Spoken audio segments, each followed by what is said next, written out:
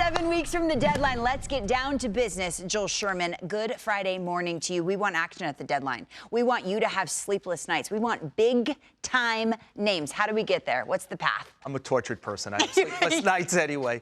Look, I think what we need over these next 7 weeks is clarification. I assume we'll get it. Right now, we are looking at an American League where there are only 5 teams over 500, 4 with positive run differentials. That includes the White Sox at +1. At this moment, 27 of the 30 teams in baseball are in a playoff spot or within 6.5 games. And so if we don't get, we need some separation because so many of these teams, when you think about like the Mets, the Tigers, the Orioles, the Astros, they had big plans. They don't want to give up easy. And so I want to go through 5 teams here that I think change the quality of the trade deadline if they stumble in this 5 to 6 week period where they have to make a decision to go the other way. And I think the most interesting one by far, not close, is the Astros. But start with this. Though they're 35-41, they're only 4 out in the AL West, and they're only 2.5 out of a wild card. They have an owner in Jim Crane who said a couple of years ago, the window never closes on us. He does not ever want to become a seller. They've just completed like the best decade in their history. They made the playoffs before last year, 9 out of 10 years. They had made it 9 times in their entire history before that. That includes 2 championships. So the question they'll have to ask over the coming weeks is, do we try to begin to sell to create another 10-year window like that? And you see some of the names up here. And the reason I start with them is it's one-stop shopping. Like if they decide, hey, let's go all out sell, do this. The easier thing would be Christian Walker and Isaac Paredes are guys who are signed through next year, right? Corner infielders, righty bats. Everyone's looking for righty bats, but the big ones are other guys. Hader is signed through 2028. Every team needs someone at the end of the game. Hunter Brown is under control through 2028. He's a start game 1 of the playoffs type guy. Alvarez is signed through 2028. He is a bat 3rd or 4th in any lineup in baseball. And Jeremy Pena won a ALCS and World Series MVP in 2022. You know he could play the biggest games, great defender, good base runner, really good hitter, etc. Let's move to the Mets, which are another team that we thought was going to be really good. 34-41. It's the 3rd worst record in the National League. They're 5 games out of a playoff spot. They don't want to give up. David Stern's team kind of collapsed last year. He doesn't want to have to become a seller now. If they do, though, Freddie Peralta's a free agent at the end of the year. He makes, in this world, only $8 million. So any team could go get him. Can Clay Holmes get healthy enough? What is the timeline, Nate? Well, it's right around then that he could potentially begin to, like I saw Clay, and I was talking to him the other day about this. He's out of a cast. He's moving around. He's doing exercises. He's keeping his arm alive. Remember, someone like Shane Bieber got traded on the IL last year at the trade deadline.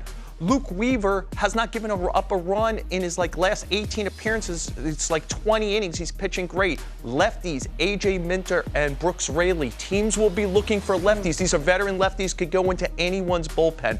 The big one is because of what happened at the end of last season, and because the season is going so poorly, do they just change the dynamic completely? Bo Bichette's a tough trade because he controls 2 option years beyond this, and teams hate when players control an option to trade for him because if it goes badly on the field or with injury, they can just opt into the contract. More interesting is Lindor. He's just beginning a rehab, but he's got 5 years at $160 million left. It's a complete no-trade clause. But do the Mets say this dynamic, the Soto-Lindor thing, is not working where they're the best players on the team, and do they have to trade out of it? I always think it's more likely things don't happen at the highest level. But if they believe they have to change something dynamically, he's a guy. So many interesting names, and my eye went right to Freddie Peralta because the salary is so low, and he's not at the peak of his power. So you know what could be at the peak of his powers if he gets there. He was 5th for the NL Cy Young last year. He's pitching more like a high-end 3 this year. So do you think you could, for not big money, get that guy for the rest of the year? Pitched a lot in the postseason. Last year, Joel, I remember the Twins were the biggest seller. When Johan Duran left and the Phillies took his spider, I thought, oh my gosh, what the heck? What will they do this year? So again, let's look at them. They're 36-40. It's 4.5 out in the Central. It's 1.5 out in the wild card. They have a new control person in Tom Pollard who said in spring training, I think we're contenders. So clearly he doesn't want to do repeat what they did last year, which was by far the biggest sellers. And yet, you know what they didn't trade last year? Byron Buxton or Joe Ryan. But is that a non-starter with Byron? We've so heard that that's before. The question is, so the one thing I would say is Buxton is 32 now. He's played in 3 playoff series. Forget about winning a series. He's won 1 game in the playoffs at this point. At any point, does he look at the Twins and say they decide to trade Joe Ryan at least and say, it's not going to happen here for a few years. I want to experience the postseason. I know what big games look like. I played for Mark DeRosa for Team USA in the WBC. I want to be more a part of that. Does that change the dynamic? Because, again, right-hand hitting outfielders, you could get a lot for. They're hard to find high-end guys. So the Twins, and he has a good contract, 2 years at 30 after this season. So I think he's a fascinating guy. You mentioned Joe Ryan as well. There's always a belle of the ball, and Tarek Skubal would be that. I feel like for the next 7 weeks when he walks by the TV screen and he hears this conversation, he's going to go, what the heck? Are the Tigers in that boat? Do you feel like right now the percentage that he gets moved is great? Where do you stand on what Detroit does overall?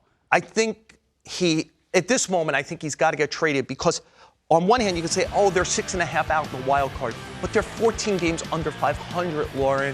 I want to believe that you're going to have to be at least 500 or better, even in the American League, to get into it. And that's a lot to make up when they have dealt with a lot of offensive issues positionally and a lot of pitching injuries. But if he gets out there, he's a difference maker, for pick the team. Obviously, he might be the best pitcher in the world. He's won the last 2 AL Cy Youngs. And then there's this whole secondary group. Now, Gleyber Torres just had an oblique injury, went back on the IL. Is he ready? Jack Flaherty's on the IL and hasn't pitched well this year. Kenley Jansen, does somebody want it? I think Verlander's interesting. He's very close to returning from his injury. Casey Mize is a walk-year player. Do they go for that? And the one team I'll close with that I find fascinating, the Marlins are 37-38 right now. They're only 2 games back of the wild card. But does their leadership say, you know what? We're one more good cycle of adding young players away? Do you feel they are? I think that they could maybe find a way in, but I think that they should probably think about one more year of building and getting that core group together. And Sandy Alcantara is 4-0 this month, with a 2.89 ERA, 3 walks, 25 strikeouts in 28 innings. I would remember they're led by Peter Bendix, who comes from the Rays. The Rays are one of those teams that buys and sells at the trade deadline very often. And I think that trading Alcantara would not be a total surrender by them. They might try to get back a starting pitcher who goes into their rotation now, etc. And I would keep in mind, relievers like Anthony Bender, John King, and Michael Peterson are going to be relievers get traded at a higher frequency than anything else at the deadline, Lauren. They're going to be a team that everyone's watching over the next few weeks. Do they decide to try to make this playoff run? Do they try to buy and sell? Or do they just sell for one more year and say 2028 is our year to begin to try to go for it? When you type up your notes, I know you mean business. That was awesome. Joel Sherman, sleep now. Why didn't I work harder at school? It would have been better for me. It didn't interest you. No. And this does. Joel Sherman on Inside Corner.